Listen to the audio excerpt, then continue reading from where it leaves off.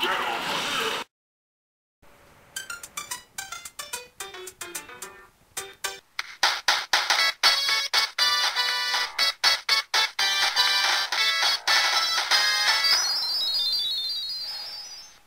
really don't want to review this game, but you know what?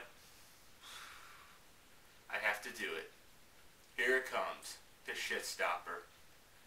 The one and only Sonic the Hedgehog Genesis on Game Boy Advance. Yeah, that's right. One of the worst Sonic the Hedgehog remakes ever. Psych! Gotcha! I don't want to review that. Yeah. You want to see me review this, right? Yeah, now we're stepping in the right direction. Sonic Classic Collection. What can I honestly say about this? Are you ready for this? Sonic fans, turn up your ears, because this is something you definitely want to hear. It's a good remake. Yeah, isn't that weird? They did one crappy remake, and now they do this? I mean, you could tell I was very skeptical on the whole idea, but yep, I actually paid the $30, and here's my thoughts on this game. Here are the facts. Sonic Classic Collection is one of the best Sonic remakes ever. Well, okay, it's not the best, but it's the best on a portable system. It's all 4 Sonic games, Sonic 1, Sonic 2, Sonic 3, Sonic & Knuckles, and Sonic & Knuckles with 2 and 3 put together. The Sega Genesis console versions are the main concern with this game, and that's what matters. I mean, they were the best Sonic games. I mean, you can tell I'm not thrilled about how Sonic is doing these days, but Sonic and the Secret Rings, the 360 versions, this was the way to go, man. I mean, what more can you really ask for? So, you may be asking, are there any glitches in the game? Are there any problems, frame rate issues, any of that? Well, here's the answer. No.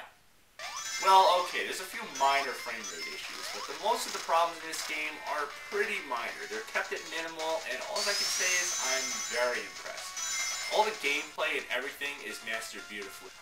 Although there are a few problems with this game, which I'm going to discuss right now. Okay, first off, if you're a fan of the cheat codes, and this is probably one of the only problems I had with this collection, is some of the cheat codes do work, some of them don't. Depends on what game out of the collection you're talking about. The only cheat codes I think I got working were Sonic 1 and Sonic & Knuckles with Sonic 2, and I think it was Sonic, Knuckles, and 3, or maybe it was Sonic & Knuckles by itself. I don't know. Figuring out all the cheat codes is basically a trial and error situation, so you really have to figure it out, or go on GameSpot.com. It just tells you the answers. Another gripe that most people had with this game, and myself included, but I kind of didn't let it bother me too much, is the fact that you have to use the touchscreen to pause the game. Yeah. All of the save features and all that stuff are on the bottom screen, you know, the touchscreen, and the main game is on the top screen, so I kind of didn't let that bother me too much, and yeah, you can actually save your game. But it's not like you could save in the exact spot that you left off. So say, for example, on Sonic 2, if I save on Metroballs in Stage 3, I don't pick up from where I left off. I just start at the stage, and at least I don't have to start that whole world all over again.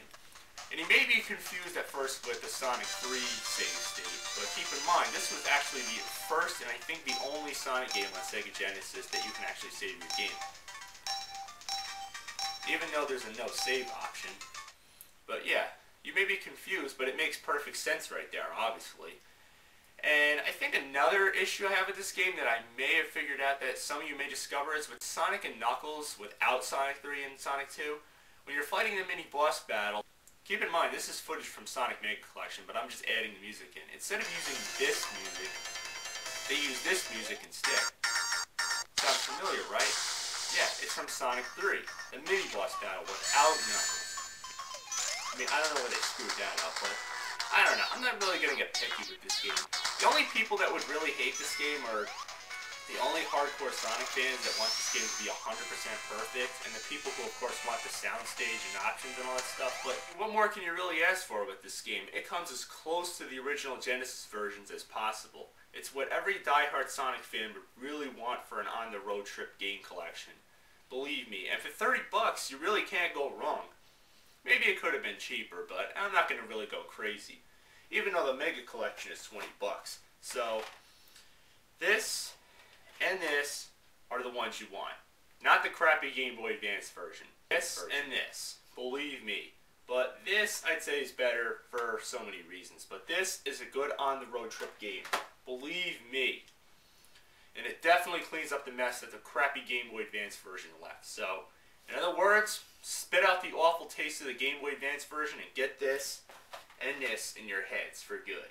These are the games you want. I'm just telling you. So, to be fair, rocking two remotes up for this one. Definitely agree with that. Definitely pick it up.